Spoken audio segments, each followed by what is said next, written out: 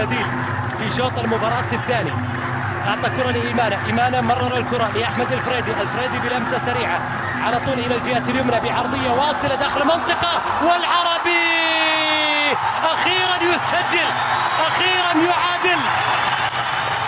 إذا يوسف العربي يقتنص الفرصة ويقتنص خطأ غوينم ويسجل هدف التعادل. 1-1. إذا التعادل والهلال يعود مرة ثانية ويسجل يوسف العربي.